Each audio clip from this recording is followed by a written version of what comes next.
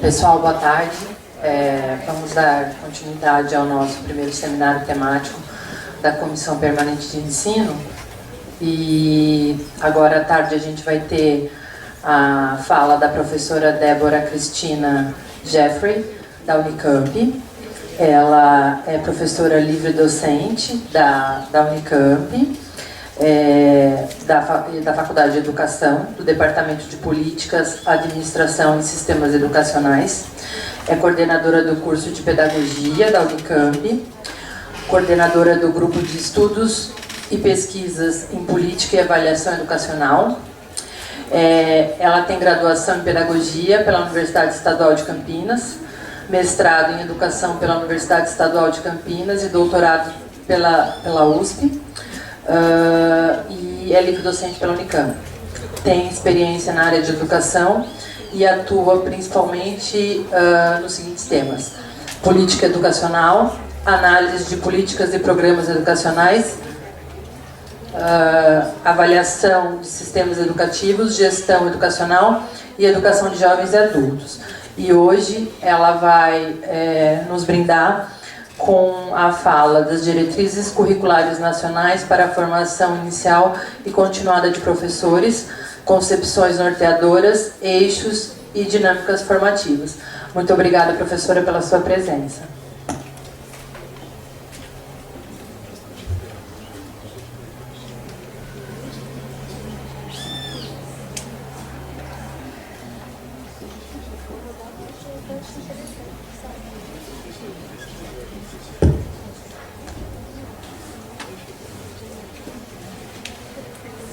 Bom, boa tarde, né, aos que estão presentes, boa tarde também aos que estão à distância. É aqui que é para ficar. Aqui? Tá bom. Bom, primeiramente agradecer o convite, né, do Júlio, da comissão organizadora, e também acho que é sempre bom a gente retornar à casa, né, que nos ajudou e contribuiu na formação, né. Eu acho que o debate e a discussão aqui hoje, acho que é trazer algumas reflexões envolvendo a formação, né, de professores, outros profissionais do magistério, outros profissionais da educação.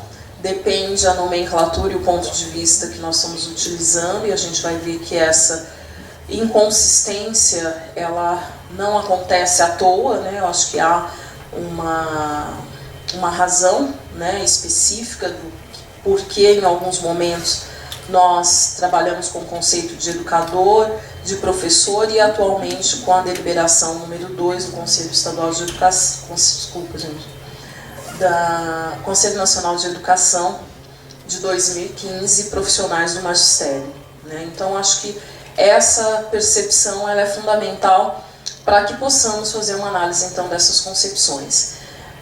Ao mesmo tempo, né, eu acabei de dizer que a gente fica muito feliz de poder voltar a uma casa que há alguns anos atrás, né, me acolheu e contribuiu na minha formação como professores, né, que eu acho que esse é sempre o nosso dilema no processo de formação inicial e formação continuada, né. Nos fazemos professores, educadores, mas ao mesmo tempo há um processo de troca, né, de ensino e aprendizagem, que dependendo da concepção, né, pode ser partilhado ou não. Então nós estamos num momento também político muito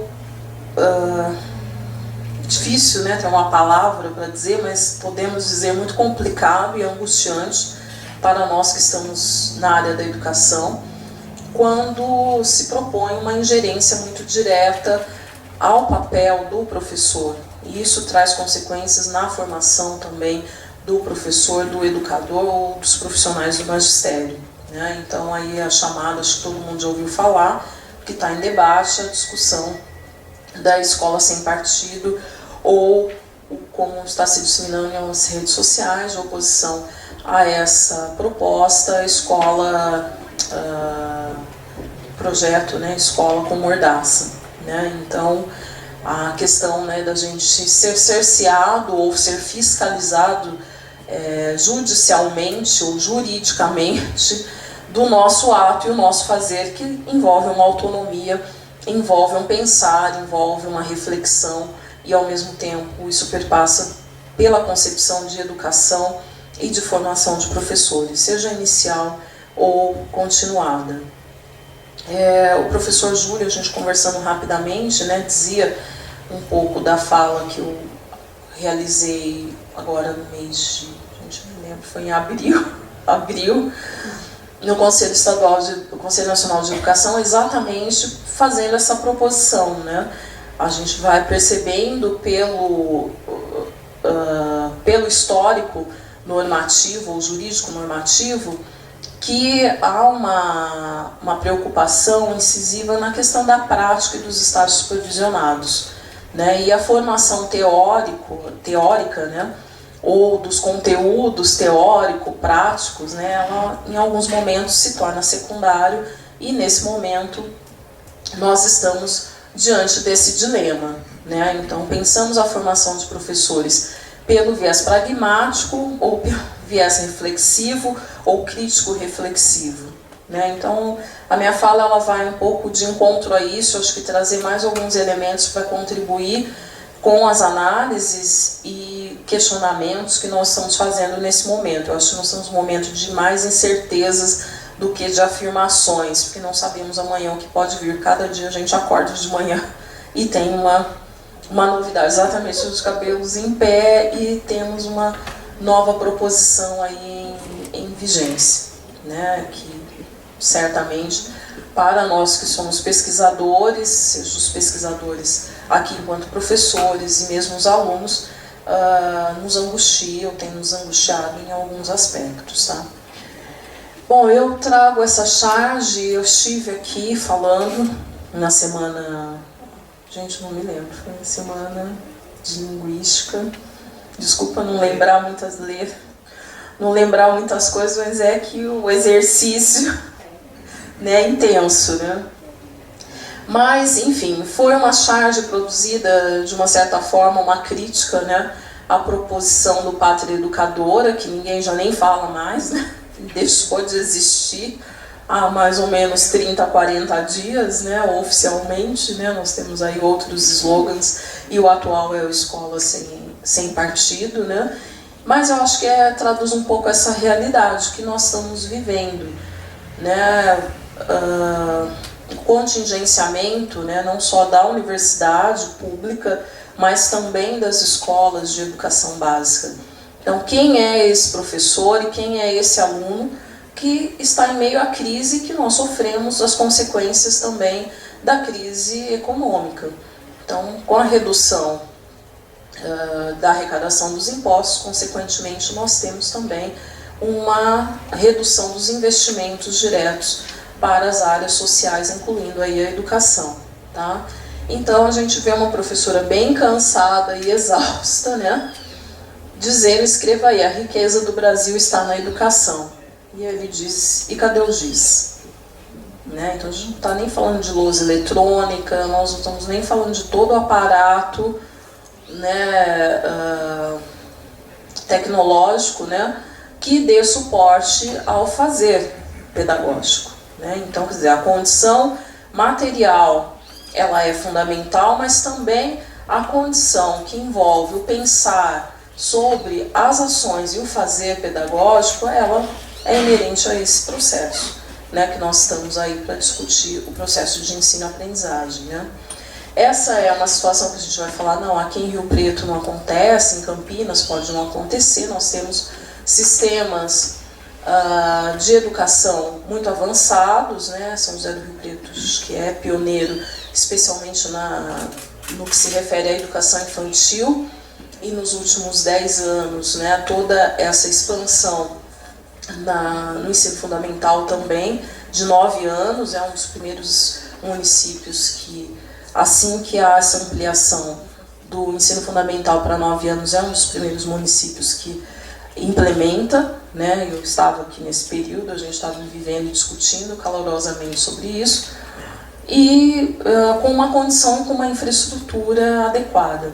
Mas quando a gente viaja pelo Brasil, a gente vai ver que essa não é a realidade. A gente tem escolas e professores, muitas vezes, que a questão da acessibilidade, o acesso para chegar até esse aluno, vai de barco, vai a pé, vai de cavalo, vai de charrete, não há luz elétrica às vezes, né, ou depende de um gerador, nós temos escolas flutuantes, ou seja, nós temos uma realidade educacional muito diversa. Então, o que é pensar uma legislação nacional para diferentes escolas, professores e concepções de educação que prevalecem, tá? Eu já trouxe um pouco essas reflexões aí em palestras anteriores, mas eu acho que é importante a gente situar qual é esse contexto que nós estamos falando sobre a formação de professores, né? E eu acho que é sabido, todos nós aqui envolvidos com o debate, com a discussão, nós estamos aí, datamos ou data-se, né? A gente tem aí os estudos do Boaventura, que ajudam a gente a compreender esse cenário, esse contexto da pós-modernidade, né? E aí o Sanfelice acho que traz alguns elementos importantes para nos situar e entender o que é debater ou retratar a formação de professores, educadores ou profissionais do magistério. Então essa relação do Estado, né, a gente fala condição pós-moderna, qual seria essa vinculação da ciência ao mercado? Nós estamos aqui nesse debate intenso, os alunos aqui estão em greve, nós lá na Unicamp estamos em greve também, professores, funcionários, alunos há 40 dias, né, também. Então como é que fica essa relação da produção quando a gente vai vendo, por exemplo, os encaminhamentos que estão sendo dados para a função da CAPES, do CNPq, das agências de fomento com relação à produção, ou que nós ouvimos aí há alguns meses atrás sendo dito que ciências humanas não é área de conhecimento, não produz prática, né? Não produz um conhecimento prático, né? Com essa ênfase. Então a ciência atrela-se ao capital, ao Estado, e a verdade fica reduzida ao desempenho, à eficiência, né? Então qual é o resultado final? Qual é o resultado que se espera? O pós-modernismo passa a ser uma sentença contra as ilusões alternativas. Nós estamos num momento de greve. Então, seria a greve uma ilusão alternativa? Né? Se a gente for pensar diante deste contexto e cenário que está aí presente. Então, como a gente faz para negociar e para que as nossas reivindicações, de fato, elas se efetivem em prol de uma universidade pública, gratuita, laica e de qualidade, né? E assim como na educação básica também. Entende-se como um fenômeno que expressa uma cultura da globalização e da sua ideologia neoliberal. Então, quais são esses efeitos, no caso brasileiro, passados aí 25 anos, quase 30 anos, de inserção do Brasil nesse processo de globalização? Considerando, quando nós analisamos alguns estudos ou trabalhos de educação comparada, que algumas problemáticas ou a formulação de uma agenda educacional ela não é mais local, ela é uma questão global. Então, certamente, pensar a formação de professores em São José do Rio Preto tem as suas particularidades, mas, ao mesmo tempo, tem elementos globais que estão sendo discutidos no México, que estão sendo discutidos na África do Sul e que estão sendo discutidos em vários espaços. Acho que quando a gente passa a compreender esse processo, o papel, por exemplo, de organismos internacionais como a Unesco são fundamentais no sentido de definir metas ou prioridades ou uma agenda global, que pode ou não ser cumprida pelos países, depende, eu acho que essa relação a ser estabelecida com o capital, com os interlocutores e com o projeto mesmo regional, tá? E aí eu acho que o Sanfelice deixa bem claro para a gente quando ele diz que essa base material da pós-modernidade envolve a globalização econômica com todas as suas implicações. Então, se estamos num momento de contingenciamento, não é uma crise somente brasileira. Ela é uma crise latino-americana, ela é uma crise europeia, ela é uma crise global. Nós estamos aí. Como ele diz, então, significando que esse fenômeno vem significando para as sociedades ou sujeitos subjetivamente desprovidos de qualquer senso ativo de história. Então, esse momento vivido, qual é o sentido de recuperação da história? Quando nós vamos vendo nas redes sociais, na mídia, sendo propagado que alguns grupos defendem a volta da ditadura militar, se a gente pensar, eu vi aqui o Ibilce, né, com 59 anos, e é uma universidade, um campus no qual a ditadura militar se fez de uma forma muito direta e incisiva, com perseguição de professores, de alunos, enfim, uma luta muito instigante, muito direta no sentido de garantir a democratização, e alguém chega e fala, não, eu sou a favor da ditadura, existe um senso histórico aí predominando, né? E isso também envolve uma concepção de educação, de sociedade, e o papel que essa formação de professores passa a ter também. Então impõe-se como se fossem absolutos e daqui em diante eternizados a pós-modernidade, a globalização, a lógica do mercado e o neoliberalismo, que apesar das posturas pós-modernas é a sua própria grande narrativa. Então nada contra os estudos de narrativa, enfim, acho que eles acrescentam e contribuem esse olhar da subjetividade. Mas como nós vinculamos isso a um sentido histórico? E como repensar também essa história da formação de professores no Brasil sem retomarmos os antecedentes que os embasam e as concepções que historicamente predominam ou que vêm predominando ao longo da nossa história. Então acho que quando a gente acaba muitas vezes abrindo as redes sociais, se deparando com alguns depoimentos, independente da posição, se é a favor ou contra, mas se eu sou a favor do quê? O que me embasa? Qual é essa explicação, essa justificativa? Se eu sou contra, também por quê? Ou se eu não sou nada, também existe uma razão, historicamente, e um posicionamento aí ideológico e de alguns grupos também, ou do meu envolvimento, ou da minha concepção de sociedade, de mundo, enfim. Então, acho que essa questão do sentido ativo, ou do senso ativo da história que o Feliz nos apresenta, ele é fundamental. E que nós vamos vendo que nessa sociedade pós-moderna o que importa é o agora, este momento é o fazer, é o resultado. Como esse processo será constituído, isso é um mero detalhe que depende de cada um, ou da particularidade de cada um, da minha relação com a escola, com a universidade, com os diferentes espaços de formação. Tá? Então, qual seria esse impacto, então? O Libânio, lá atrás, ele vai dizer alguns impactos dessa pós-modernidade. Gente, eu não estou falando que sou contra, tá, a pós-modernidade, eu acho que ela está aí, tem elementos significativos, mas particularmente na formação de professores, ela traz algumas questões para que nós possamos pensar. Então, a ideia dos modismos. Nós tivemos os modismos sobre o Piaget, os modismos de Vygotsky, os modismos mais atuais das narrativas, das memórias, da prática do professor, do aluno, enfim, de algumas iniciativas. Então, acho que a gente tem que começar a observar isso, quando realmente a gente está caminhando para um discurso único, uma concepção hegemônica de educação e especialmente de formação de professores. O que está por trás disso? É um modismo ou há uma fundamentação teórico-metodológica, uma fundamentação da concepção que se sustente? Outro impacto é um momento teoricamente instável. Eu encontrei aqui o vice-diretor e falou assim, eu estou aqui no IBIUS faz 30 anos, E isso me vem um pouco a ideia, nós, Sebastião, todos nós aqui que estudamos já há uns 20 e tantos anos ou mais, que nós tínhamos alguns momentos que optar.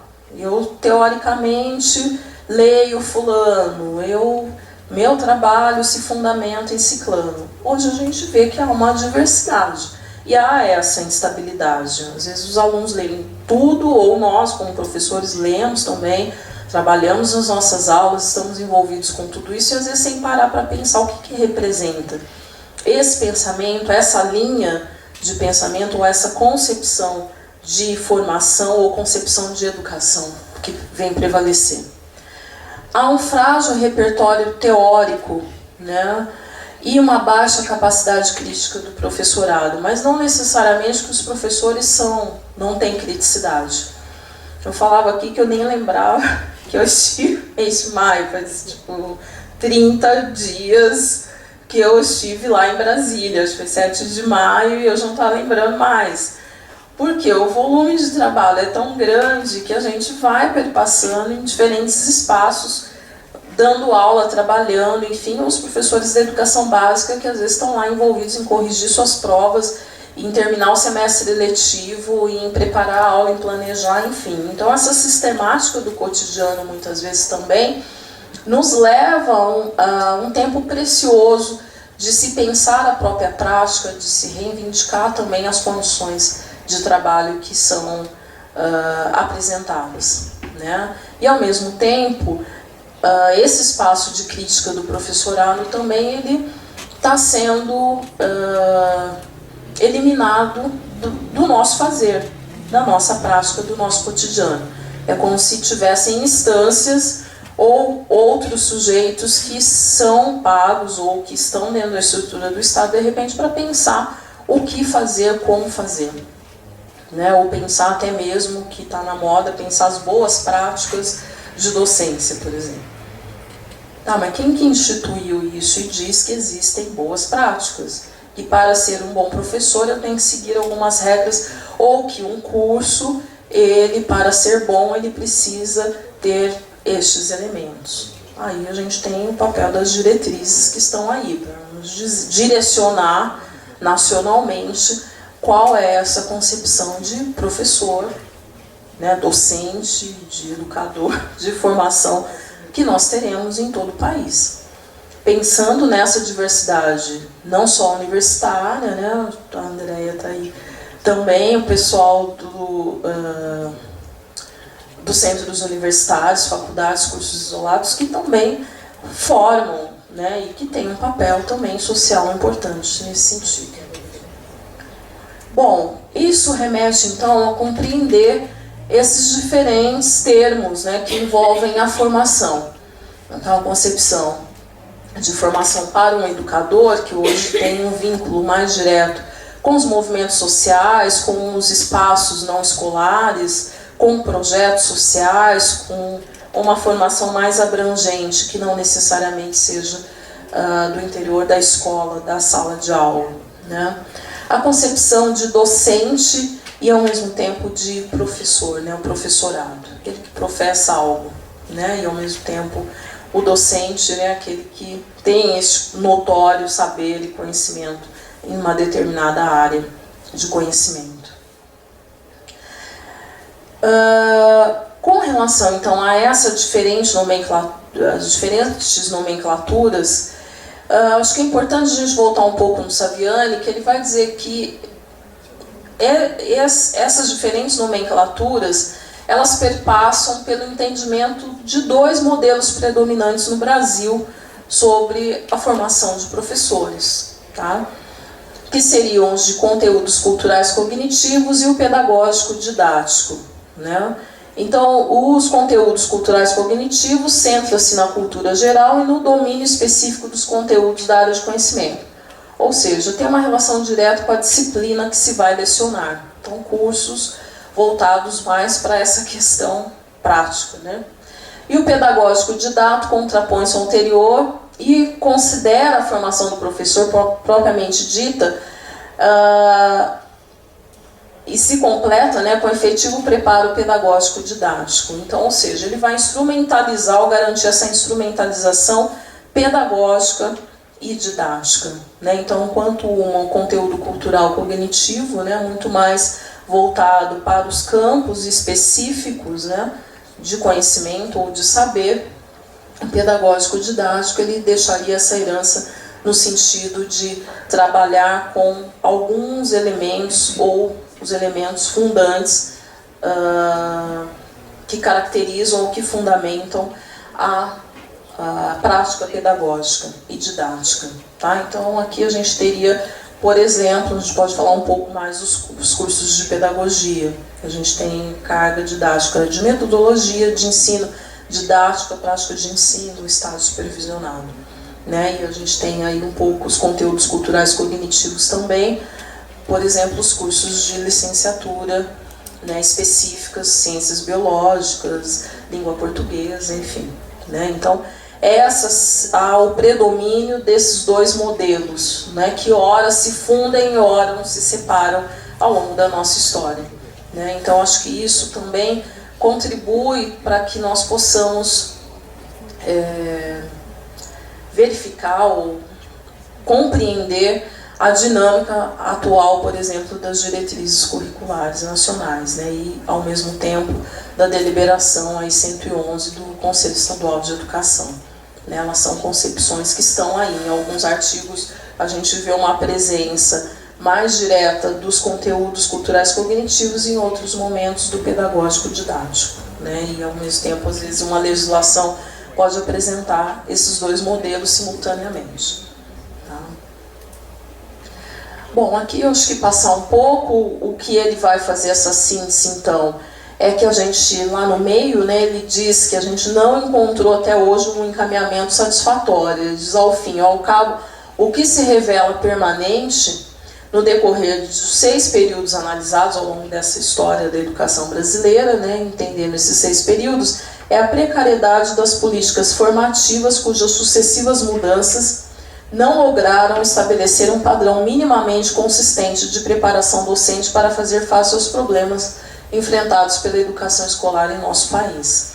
Então, tanto um modelo quanto o outro, nós ainda não encontramos, digamos, se é que existe, né, que eu acredito que não existe uma fórmula mágica para isso, né, mas alguns governos entram, outros governos saem, há o predomínio de um modelo ou o predomínio do outro, ou um mix dos dois ao mesmo tempo, né, em funcionamento, aí, em vigência. Tá? E isso nos leva, então, a 2 proposições, né, feitas pelo professor Dario e a Vanessa Cresce, da concepção de formação. Né? Então, há um predomínio cultural cognitivo ou pedagógico didático. Como isso se expressa, então, nas proposições que são apresentadas? O que eles acabam problematizando é que nós temos, quando pensamos em cursos de formação de professores, a formação do profissional e uma concepção ou uma proposição contemporânea que acaba retratando o desenvolvimento profissional docente. Então, são 2 proposições, né, que, ora, prevalecem. Né? Então, quando se trata da formação profissional, é pensar no sentido de uma formação inicial ou continuada, que seria formar ou dar forma a algo a alguém, ou seja, um movimento de fora para dentro. O que influencia essa formação que vem da concepção de educação, de sociedade para dentro? Né? O que eu trago isso para a formação do profissional?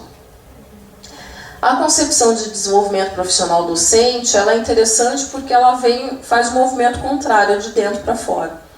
Então, traz essa necessidade de envolvimento e engajamento deste profissional ou deste indivíduo em processo de formação que assuma essa responsabilidade. Então, ela traz uma dinâmica muito mais da subjetividade do que necessariamente dessas influências externas.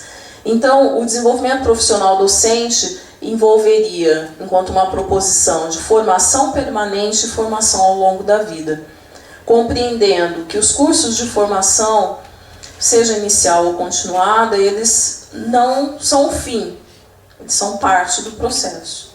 E você vai ter uma vida toda para buscar, né, os elementos, seja o pedagógico didático ou cultural cognitivo, por exemplo. Tá? O que os autores ajudam a gente a compreender, que envolve esse processo ou movimento de transformação dos sujeitos dentro de um campo profissional esperado. Então é individual, o desenvolvimento tem uma relação com o campo da psicologia, então ele acaba sendo de cada um vai se desenvolver de uma forma diferente. Associado ao processo de constituição do sujeito em um campo específico, e a um processo de vir a ser, de transformar-se ao longo do tempo, ou a partir de uma ação formativa. Então, situar o nosso curso, né, é de fora para dentro, de dentro para fora. E o que a legislação nos diz?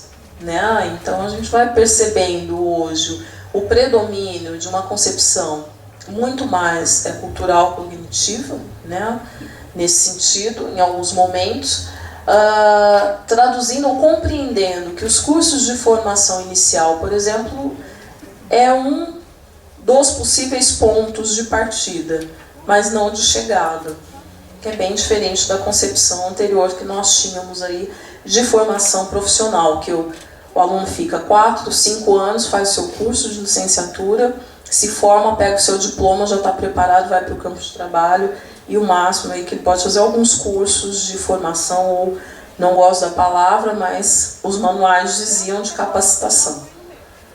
Tá? A concepção predominante é o aluno passa pelo curso, é instrumentalizado, mas ele tem que buscar. Não é a instituição que vai oferecer isso para ele. Ele tem diferentes espaços. Então, daí o porquê. Estágio supervisionado, o debate atual sobre a residência pedagógica, por exemplo, né, que o aluno termina o curso e vai fazer um estágio, ele vai fazer uma inserção na escola para que ele está preparado, ele vai fazer uma avaliação para verificar se ele tem habilidade e competência. O concurso público, por exemplo, na rede estadual de ensino, que hoje esse professor só pode entrar depois de passar por um cursinho que avalia se ele tem habilidade e competência. Então ele não está avaliando se o seu diploma é do IBIL, se é da Unicamp, é da Unirp, enfim, da Unilago, enfim, ele não quer saber se o seu diploma de onde vem. O que ele quer saber, você tem a competência e habilidade para, né, atuar como docente? Na verdade não é nem como atuar como docente, é como ensinar. Acho que essa é a preocupação bem direta. Bom, o desenvolvimento profissional, então, a Marli André, eu acho que faz algumas colocações, ela compreende isso como uma definição bastante abrangente, envolvendo o processo de preparação, profissionalização e socialização dos professores, tendo em vista a aprendizagem do aluno. Então não importa necessariamente essa centralidade na formação do professor. O que se quer como resultado, se nós estamos lá, como o São Feliz coloca, nesse momento da eficiência do resultado, o que se espera é alcançar a aprendizagem do aluno. Porque um professor terá uma vida toda para aprender. E ele vai ter que aprender a buscar esses meios de fazer isso se ele quiser desenvolver boas práticas e ser um professor exitoso ou um professor que ganha o prêmio lá da Abril, que ganha os prêmios aí do bom professor. Que mesmo lá no Nordeste, com toda a sua dificuldade, ou uma periferia de um grande centro, vai lá no meio de toda a dificuldade e consegue ter uma boa prática ou ter alunos que aprendem, ou fazer com que alunos aprendam. A gente teve o Diego aqui, a Andréia está aí, que foi aluno nosso lá, na época eu estava na Unirp, e foi aluno e que foi super premiado pela iniciativa dele na direção, não sei se todo mundo viu, aqui de Rio Preto, e foi premiado, né, pela sua atuação e pelo seu projeto como gestor. Né? Então, o que o sistema quer é isso, mas não foi lá perguntar quantas aulas na Unirp ele teve, como foi o desempenho dele no estágio supervisionado, o que ele pensou nas disciplinas de gestão, enfim. Né? Quer dizer, agora eu acho muito legal. E daí para frente, quem será o Diego? O diretor. Né? Quais os desafios que ele terá pela frente? Então, esse ano ele foi o premiado, no ano que vem serão outros. Né? Mas as pessoas irão se lembrar disso? Irão se lembrar do papel daquela escola especificamente? Né? Então, acho que tem um pouco essa relação, porque a preocupação é a aprendizagem, é o resultado final. Envolve, então, a concepção do profissional, já que o desenvolvimento expressa a ideia de continuidade e evolução, rompendo com a justaposição entre formação inicial e continuada. É o que eu disse, essa ideia permanente. Né? E aí eu acho que tem todos os trabalhos da própria Unesco sobre educação permanente, lá da década de 70, que ajuda a gente a compreender mesmo. Aí quem quer ter isso muito claro, o relatório Delors, mesmo já tendo quase 20 anos, ele ainda se faz presente dos 4 pilares de aprendizagem. Né? Então, a base é a aprendizagem, não é o ensino. Né? Então, o desenvolvimento profissional docente tem essa relação direta. A clareza no que se refere à intencionalidade e o planejamento educacional.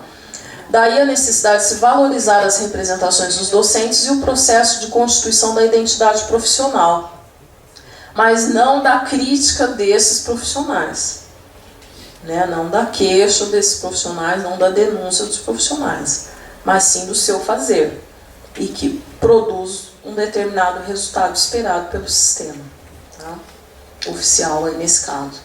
Então ela coloca alguns pontos em termos críticos, né, a essa proposição, quando ela diz que, portanto, as circunstâncias que foram produzidas e as medidas serem tomadas para promover a aprendizagem da docência, ela diz, portanto, que não basta a gente se fixar apenas lá na aprendizagem, né? A gente é um processo de ir e vir. Compreendemos, dependendo da concepção, se for dialógica, que é um processo de ensino e aprendizagem, né? E que eu não sou uma máquina de reprodução que eu fico lá ensinando e, consequentemente, eu apertei o botão e eu vou produzir o resultado esperado.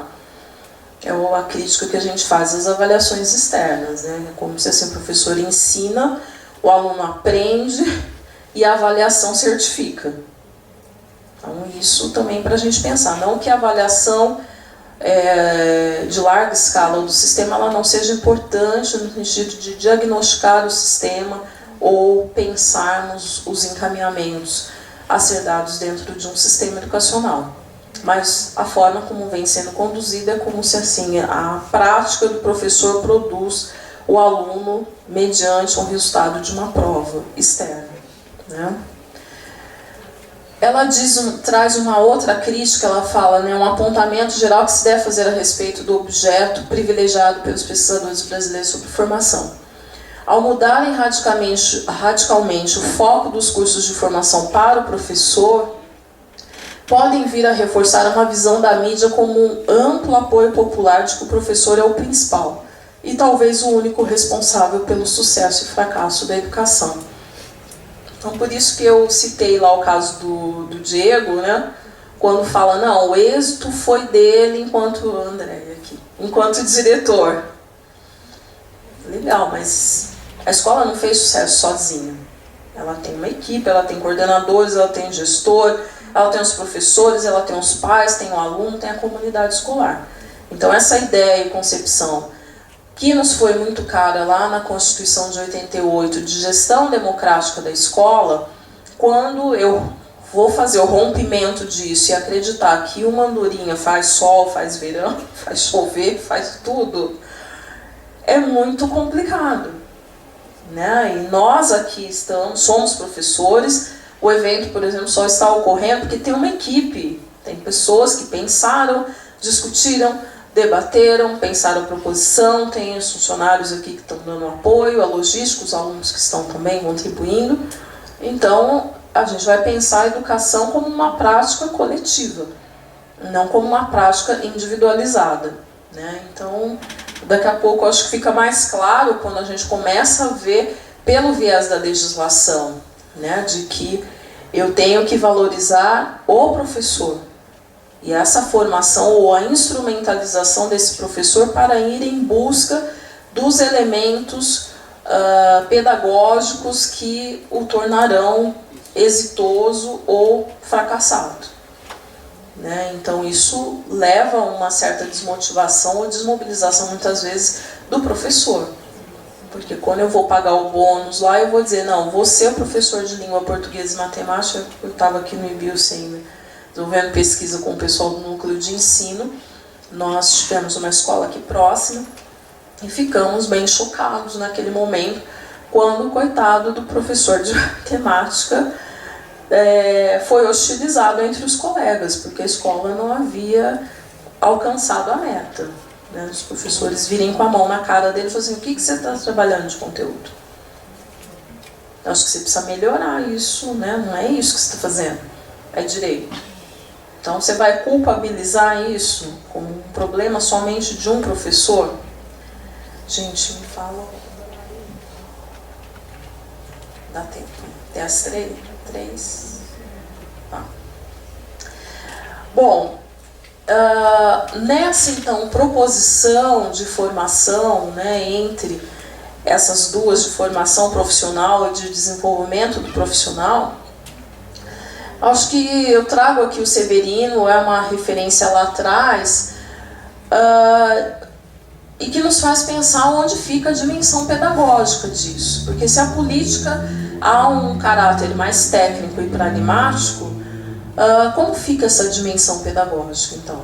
Então, acho que ele ajuda a gente a pensar um pouco que existem alguns elementos fundantes do fazer pedagógico, do seu saber, da relação com a escola, com a gestão democrática, para que a gente possa pensar essa dimensão pedagógica. Então, ele diz o que é preciso, né? Embora a proposição que prevalece, né, do desenvolvimento, ela supervaloriza, no caso, a subjetividade, a identidade desse professor, o envolvimento dele. O que envolveria nessa dimensão pedagógica? Então, Severino nos diz, essa perspectiva que envolve a prática cultural, então a necessidade de um saber teórico, então não é o professor que vai lá só reproduzir aquilo que alguém pensa para ele, e a gente pode fazer uma crítica aí aos caderninhos, por exemplo, os apostilamentos, muitas vezes, porque o professor, né, ele só vai lá e reproduz, visando alcançar o resultado que é aquela aprendizagem do aluno.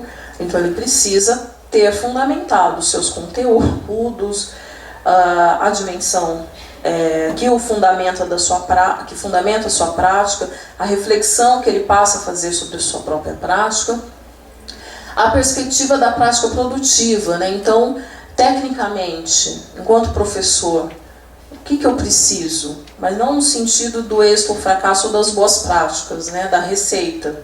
Não é isso que se espera, né? Mas para eu atuar dentro de uma sala de aula, o que envolve? O que precisa?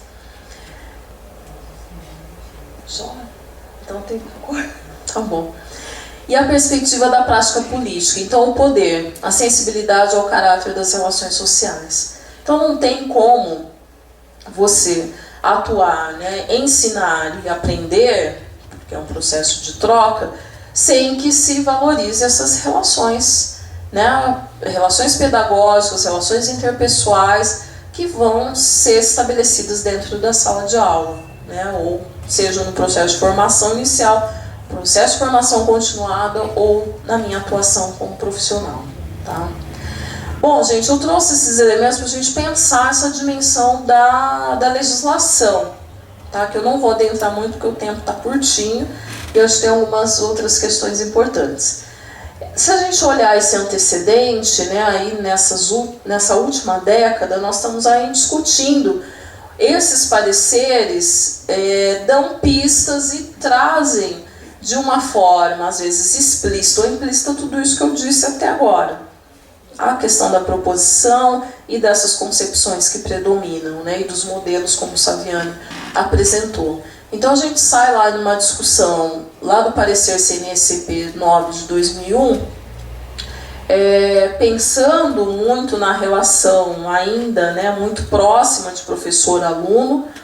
Depois nós vamos vendo aí a partir de 2005, por exemplo, até 2015, o predomínio dessa concepção mais do desenvolvimento profissional. Né? Então, quanto aqui nós estamos falando no 2001, né, tanto do 9 e do 28, a gente acaba fazendo uma menção à formação profissional. A gente vai ter aqui os dois últimos pareceres com uma ênfase muito grande no desenvolvimento profissional. Então, os cursos de formação de professores, no caso, tendo uma função muito mais pragmática e menos direta no que se refere ao processo de ensino e aprendizagem, né? Focando basicamente o que? Na aprendizagem. Tá? Isso, portanto, né, e aí nós temos o próprio parecer de 2001, a preocupação com os tempos e espaços curriculares diversificados. Porque se eu estou focando lá, né, eu acho que tem essa relação de como o aluno aprende, quais as condições do ensinar, por exemplo, a questão dos diferentes espaços e momentos para que a aprendizagem possa vir a ocorrer. Então, pensar nas oficinas, seminários, grupos de trabalho, grupos de estudos, tutorias, enfim, e exige dos professores atuações diferenciadas, percursos de aprendizagens variados, diferentes modos de organização do trabalho, possibilitando o exercício de diferentes competências a serem desenvolvidas. Qual seria essa prática, então, lá em 2001, entendendo, né, esse momento da formação dos professores? Uma prática que produz algo no âmbito do ensino. Então, portanto, a prática entende-se como um trabalho consciente de apoio do processo formativo, dando conta dos diferentes ou múltiplos modos de ser da atividade acadêmico-científica. Quando nós chegamos, então, em 2005, a gente vai, a legislação, no caso, ela vai deixar claro que a prática como componente curricular seria esse conjunto de atividades formativas, tá?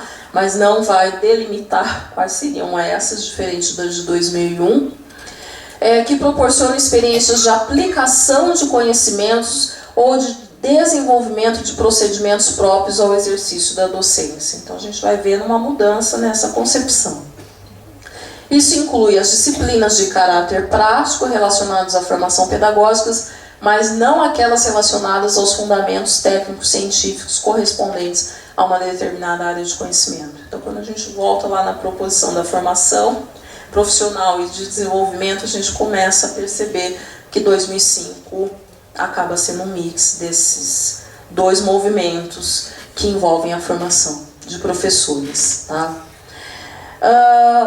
Atualmente, né, o que a gente tem então em vigência, eu acho que é o predomínio do desenvolvimento profissional e uma concentração, o quadro aqui não está muito visível para o pessoal aí do fundo, com relação ao artigo 13 da resolução CNECP número 2 de 2015 e a deliberação a 111/2012, que tem as outras legislações, mas que são alterações de artigos da 111. Tá?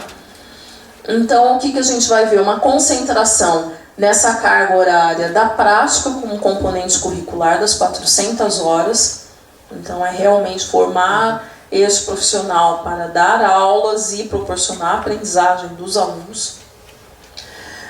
No caso da nacional, né, da deliberação, gente, desculpa, da diretriz curricular, as diretrizes, tá? 400 horas dedicadas ao estágio supervisionado e pelo menos 2.200 horas voltadas para os núcleos, né, definidos de acordo com a legislação. Então, seria a parte teórica, né? Com relação à deliberação 111, então nós teríamos por volta de 3.200 horas, no caso aí do curso de pedagogia, e 2.800 horas para o curso normal superior, que é um curso que oficialmente ele foi extinto a caneta, né? Ele foi extinto com base na deliberação que regulamenta o curso de pedagogia. Tá? Então, nós teríamos 800 horas para formação científico-cultural, 1.200 para a formação didático-pedagógica específica para a educação infantil e anos iniciais, 400 horas para o estágio supervisionado e 400 horas para a formação de docentes para as demais funções.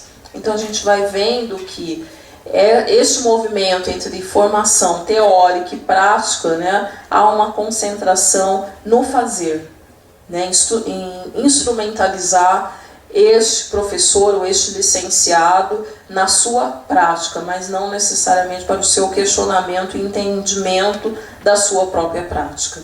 Né? Então, acho que essa é o ponto que nós estamos em discussão, acredito que aqui em divergência também, muitas vezes com os órgãos oficiais, né?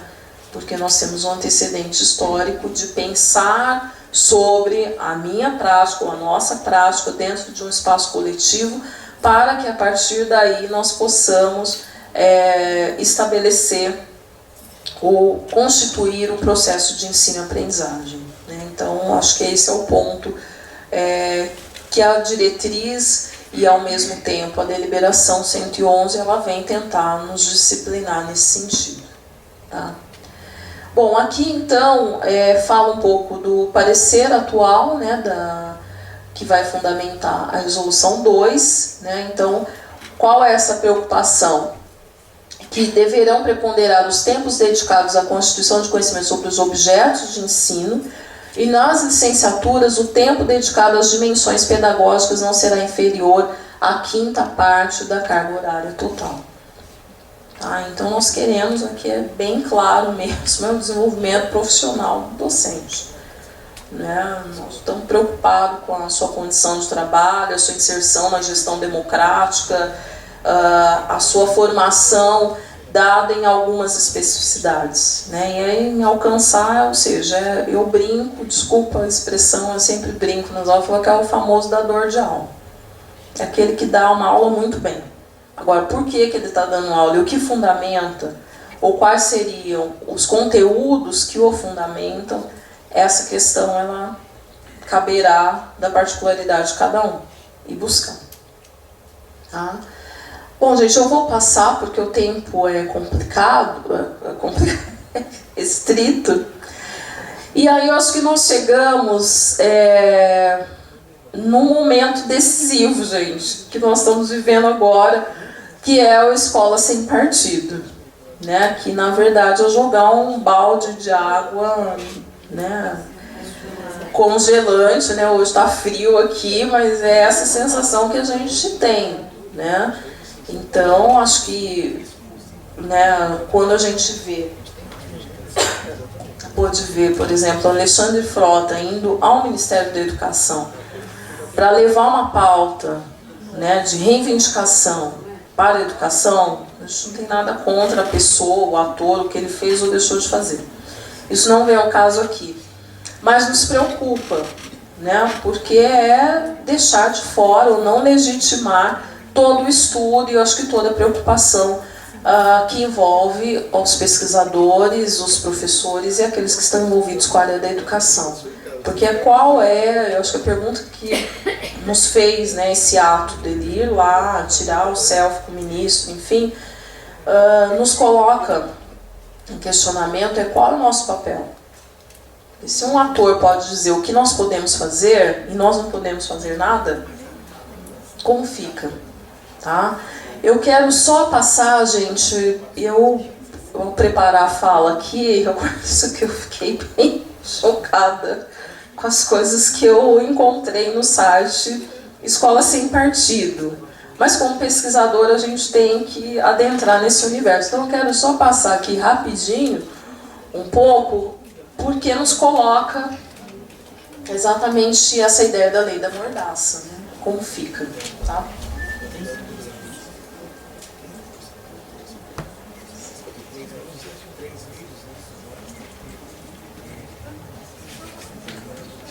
Bom, esse aqui é o site, tá?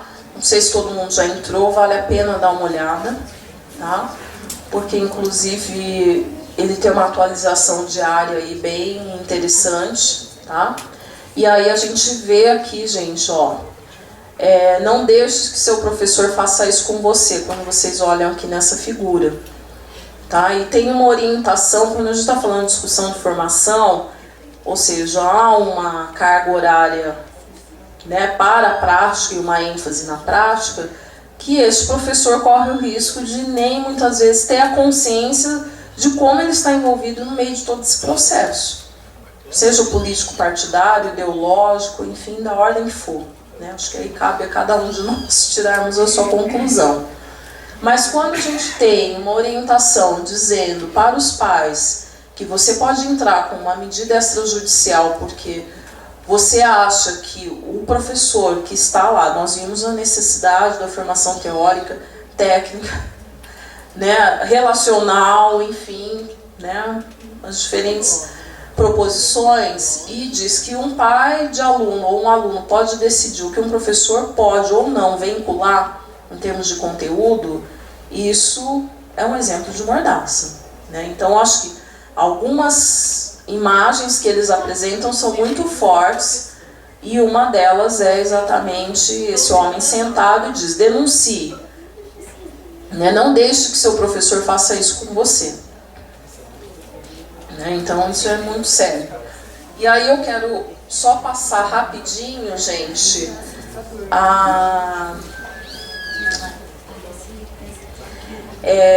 quando eles colocam, enfim, o tema musical da educação brasileira. E depois abaixo, vocês verão aqui, depois eu vou descer, mostrando textos ou livros politicamente incorretos. Então, houve, não sei se alguém chegou a assistir a audiência pública, ela foi transmitida semana passada, com a discussão da Base Curricular Nacional, no qual os representantes do Escola Sem Partido tinham assento ali na cadeira. Então, estão lá, estão ativos e o projeto de lei foi aprovado. Já foi encaminhado, saiu já da Câmara de Educação e está em tramitação. Então, só para a gente pensar que momento complicado que nós estamos vivendo.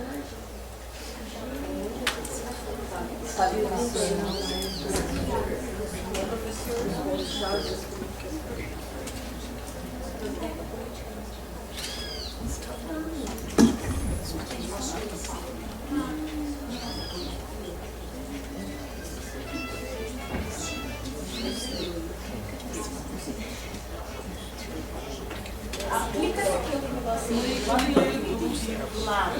Não, do lado. O quadradinho. Tem que clicar direto no YouTube, aí ele vai lá no YouTube. Vai ouvir na vida. Clica no YouTube.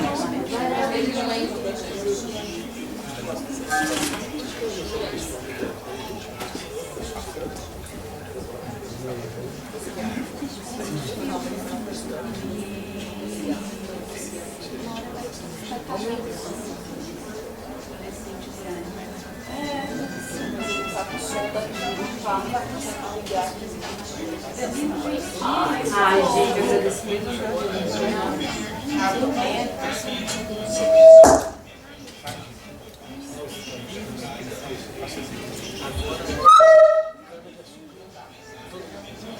Tem que desligar o microfone.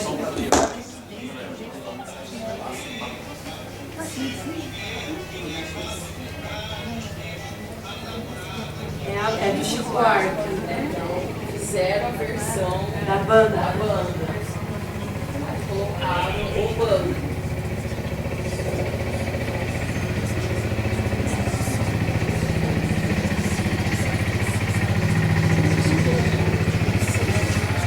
Bom, vai ficar a indicação para vocês. Pra gente se revoltar, né? Resolvido, tá?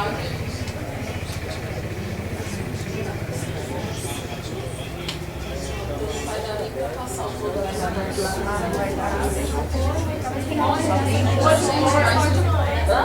Pode pôr, dá pra ver. Mas vocês conseguem juntar? Ainda teve antes, eu não sei qual é. Computadores do som visitar no máximo. Não, gente, não vê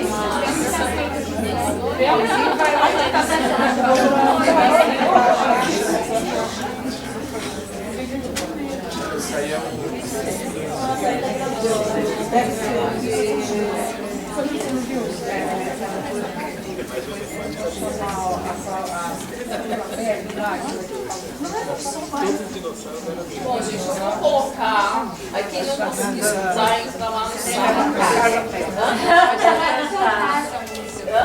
Você tem que cantar. Eu queria receber uma ação extra disso.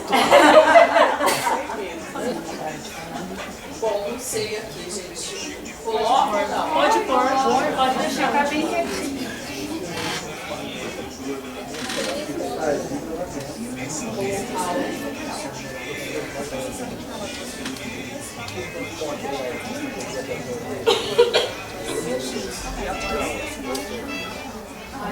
Pode vir.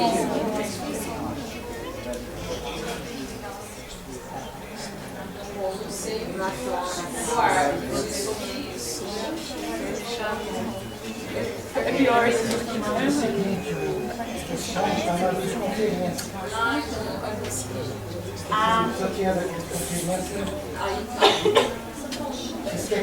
Não, deixa assim. É só pra gente ver. Deixa assim.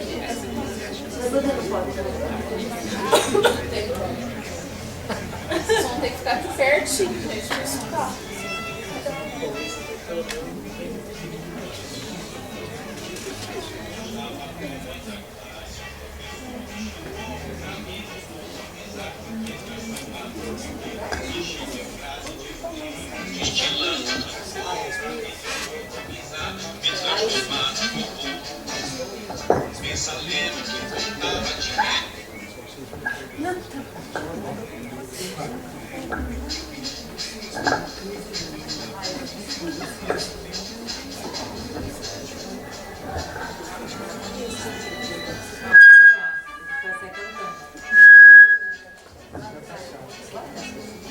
Estava à toa na classe, o professor me chamou pra me lobotomizar, me transformar no robô, encheu de frase de efeito, destilando tambor pra me lobotomizar, me transformar no robô. Mensaleiro que contava dinheiro, parou no blogueiro que levava vantagens, virou a namorada que gostava de mim, parou para ver tocar a maquiagem. O sacamoto que odiava o sistema, curtiu a Marilena que andava sumida, Chapéu e a esquerdalha toda se assentou pra me lobotomizar, me transformar no robô. Estava à toa na classe, o professor me chamou pra me lobotomizar, me transformar no robô. Encheu de frase de efeito, destilando vigor pra me lobotomizar, me transformar no robô. Não tive saco pra encarar bacunim, nem fofô. Gosto do Chico e acho que ele é um grande cantor. O professor falou que a coisa mais bela era explodir bomba feito Marighella. A marcha pura se espalhou e a direita dormiu. Paulo Freire virou santo e fudeu o Brasil. A faculdade toda se enfeitou pra me lobotomizar, me transformar no robô. Eu vi que o capitalismo era feio e cruel. Eu vi que Cuba era bom e que eu amava o Fidel. Anotei tudo no iPad, pus no computador. Depois eu vou te ensinar porque eu virei professor. Depois eu vou te ensinar porque eu virei professor. Depois eu vou te ensinar porque eu virei professor. Merecia vários de todo mundo. Gente, é absurdo. É o que eles estão falando. Bom, tinha o outro que é o super curtinho. Mas por conta do som, isso não vai ser possível. Mas eu deixo a referência para vocês, que é a fala do deputado, né, que esteve na audiência pública, né, acabando realmente, né, dizendo que os professores não sabem o que estão fazendo, não tem essa consciência e precisa ter essa ingerência do Estado. Foi quando o projeto de lei da Escola Sem Partido ele foi apresentado, né, pela Comissão de Educação.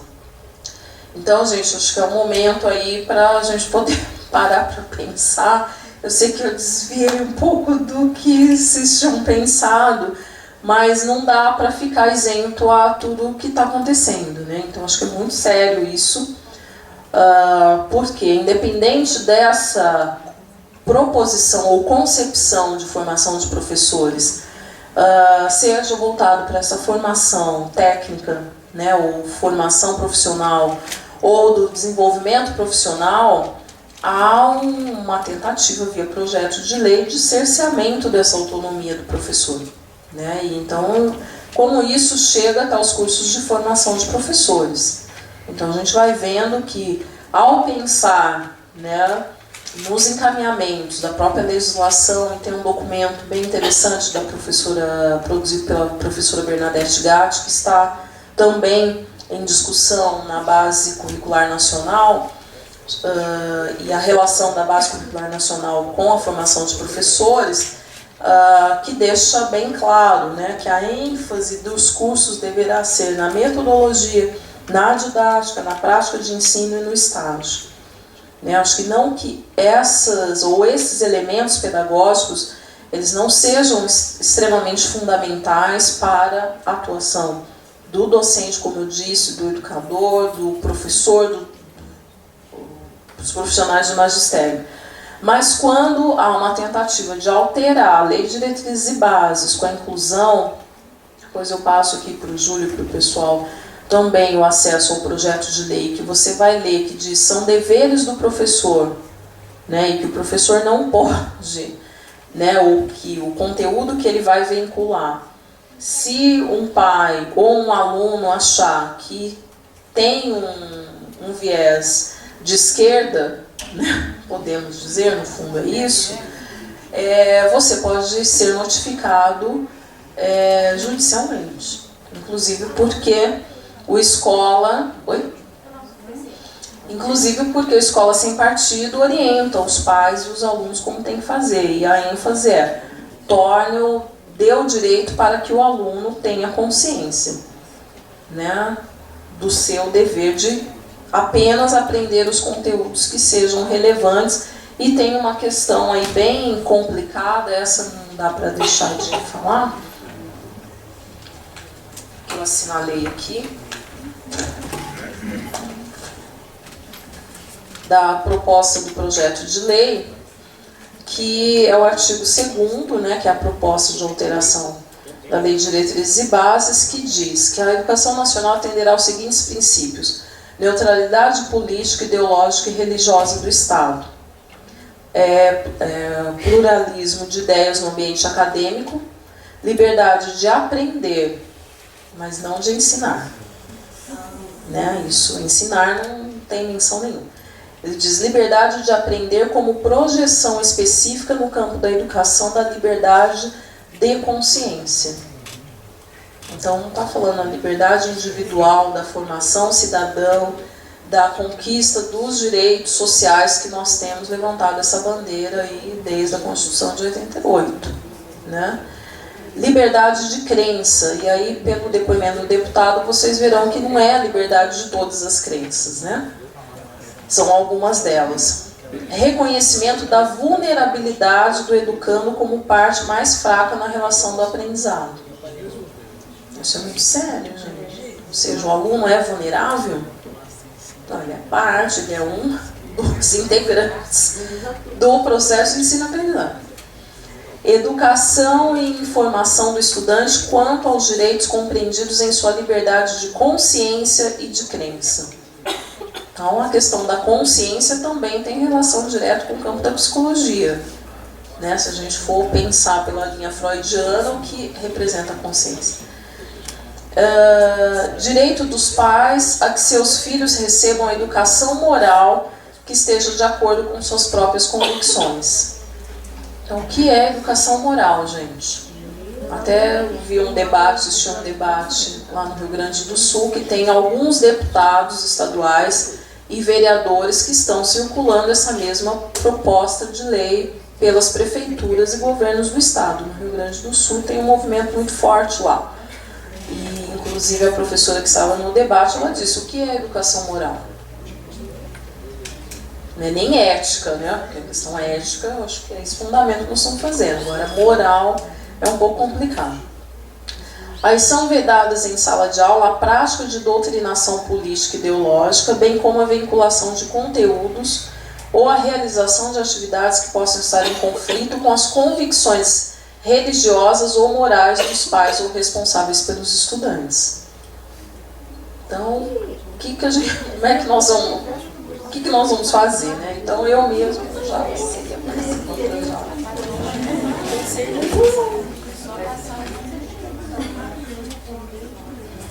tem aqui no artigo 4º, então fala no exercício de suas funções o professor. Eu só vou destacar um deles, né, um dos incisos que diz: ao tratar de questões políticos, sociais, culturais e econômicas, apresentará aos alunos de forma justa as principais versões, teorias, opiniões e perspectivas concorrentes a respeito. Então a gente viu aqui pelo áudio, né, o que envolveria nesse caso, né, principais versões, teorias e opiniões. Então Marx, nem pensar, né? Bakhtin, ou seja, os autores, né, vinculados, né, a um pensar uma outra sociedade que não é capitalista, jamais, nós não vamos poder mais, né? aqui aí tem todo um debate, e aí eu acho que o artigo 6º, né, professores, estudantes e pais ou responsáveis serão informados e educados sobre os limites éticos e jurídicos da atividade docente. Aí acabou com a autonomia, né, total. Especialmente no que tange aos princípios referidos no primeiro artigo. Tá? E aí segue, né? Eu acho que o projeto de lei está aí para a gente ler. Acho que envolve, nós estávamos no meio exatamente desse debate da implementação das diretrizes para a formação dos profissionais do magistério, e de repente a gente se depara com esta grande novidade no pedaço, né? Então isso está deixando num segundo plano, acho que todo o movimento de se pensar essa concepção de formação de professores para a nossa sociedade, como eu comecei falando, pós-moderna, que tem algumas características e que tem algumas demandas específicas, e agora nós estamos tendo que pensar e acho que levar de uma forma bem séria essa possível perda de autonomia, gente. Né? Então, isso está lá resguardado na Constituição, mas dado a conjuntura que nós estamos vivendo, pode ser alterada, né, no calar da noite, aí no apagar das luzes também. Tá? Então, só para chamar a atenção que a pluralidade de ideias está lá na Constituição Federal. A escola pública, gratuita e laica, ela está lá presente. A autonomia da universidade, porque aí no último artigo vai falar que se aplica também à universidade, não é só a educação básica, essa proposta. Então, a autonomia universitária nós temos lá também assegurado na Constituição de 88, ou seja, nada que esteja aí que não foi contemplado. Tá? Então, é um pouco um sinal de alerta. Né? Então, quando a gente foca muito na formação prática do professor sem o seu pensamento crítico, teórico, reflexivo sobre a sua própria prática, a gente pode produzir coisas desse tipo. Né? Então nós fomos pegos um pouco de surpresa, isso 1 mês, 30 dias do debate em Brasília sobre a implementação da diretriz, né, nacional da formação dos profissionais do magistério. Um pouco o que se discutiu lá foram muitas inquietações das instituições de ensino superior, no que se refere como eu vou adequar a essa legislação nacional no sentido de garantir 400 horas de prática. O que é prática dentro de um curso de formação de professores? Quer falar aqui no IBILSE, aqui na região, né, oeste do estado, o entendimento de prática no sentido de atender às demandas e instrumentalizar o processo de ensino-aprendizagem tem um caráter. Lá no Pará, que a gente tem um projeto lá com o pessoal de lá, é outro, completamente diferente. Né, na região que eu estou, em Campinas, também. Então, acho que isso assim, foram questões não definidas, né? E que todos nós saímos ainda daquela reunião mais com perguntas do que com respostas, né? A serem construídas. Só que esse processo de construção e de reflexão sobre o papel, né, dos cursos de formação de professores recebeu realmente esse balde de água congelante que está nos deixando bem inquietos, né, sobre isso. Eu quero só fechar, paro já de falar.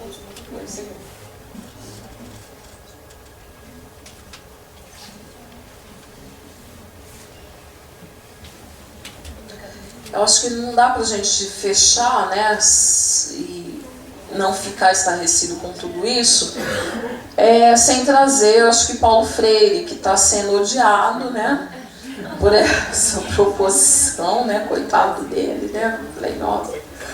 Mas eu quero provocar exatamente, e acho que deixar essas reflexões que Paulo Freire ajuda a gente a pensar, né, para pensar esse momento. Quando ele fala que nós podemos sim pensar uma proposta desafiadora de formação, seja inicial ou continuada de professores. Por quê? Ele diz a necessidade de aceitar o novo e rejeitar qualquer forma de discriminação.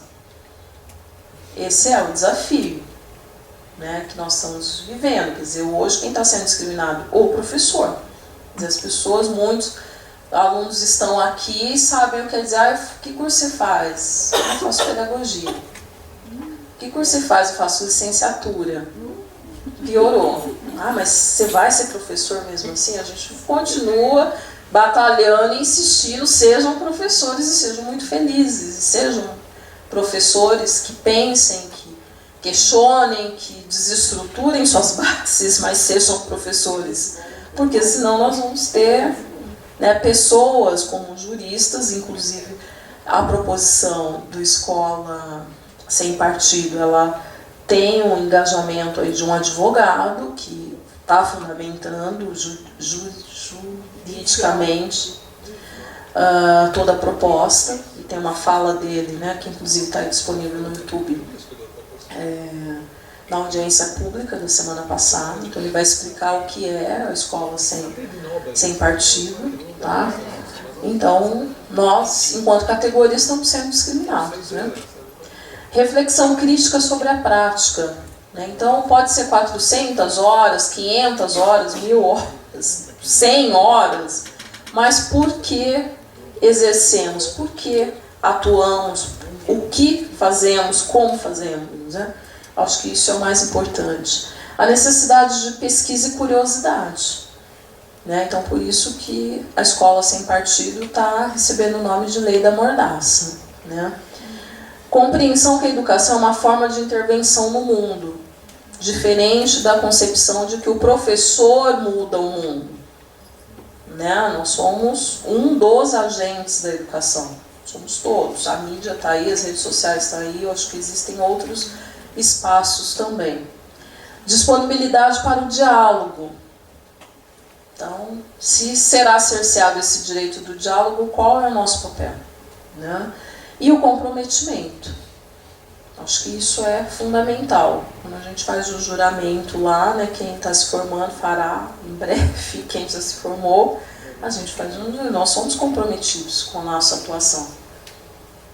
Do ponto de vista técnico, do ponto de vista pedagógico e do ponto de vista político também. Então não existe, essa neutralidade que está se pregando não existe, gente. Até porque quem define os conteúdos oficiais é o Estado. Então há um contrassenso aí, porque a gente está trabalhando com um currículo oficial. Ninguém está fazendo diferente disso. Agora, a forma como esse currículo oficial será trabalhado, é isso que é o nosso papel aqui nos cursos de formação de professores inicial e continuado. Como a gente dá, né, dinamiza o trabalho pedagógico, o processo de ensino-aprendizagem deste currículo oficial. Então nós não estamos inventando a pílula e não estamos fazendo nada diferente disso. E aí, para terminar, né, eu acho que é importante o educador, e aí eu termino com o educador, não com o professor nem profissionais do magistério. Quando ele diz que criar espaços, né, a sua atuação, a necessidade de a gente criar espaços, na universidade, na educação básica, enfim.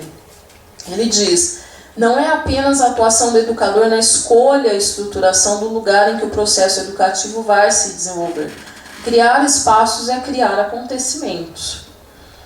Estar na sala de aula é criar um acontecimento. Estar numa sala de aula de uma universidade, ou de um centro universitário, ou de um curso de formação de professores é criar acontecimentos. É articular o espaço, tempo, coisas e pessoas para produzir momentos que possibilitem ao educando ir cada vez mais assumindo-se como sujeito, ou seja, como fonte de iniciativa, responsabilidade e compromisso, não de reprodução, né, de um conteúdo, que pode não ter sentido nenhum para a vida dele, embora seja oficial. Tá? E aí o Freire, eu acho que retrata, né, ele diz então esse compromisso com a praxis educativa quando ele diz que é essa capacidade que nós temos de atuar, de operar, de transformar a realidade com a finalidade proposta pelo homem, a qual está associada a sua capacidade de refletir que o faz um ser de praxis. Então, refletir sobre a sua prática teria sentido para ela, que não olhou as 400 horas de prática, quando eu estou refletindo sobre ela. Agora, eu fazer ou estruturar 400 horas de prática como componente curricular só porque isso, entende-se que as 400 horas ela exatamente vai garantir esta formação? Não necessariamente. Né? Então, eu preciso repensar ou refletir sobre a minha prática. Porque às vezes a gente tem que reavaliar muitas coisas. De repente você entra, pensa em um semestre ou pensa em um ano letivo e de repente uma notícia, algo extraordinário, né? Só para descontrair um pouquinho, né? Que falam, acho que foi bem densa e tensa, né?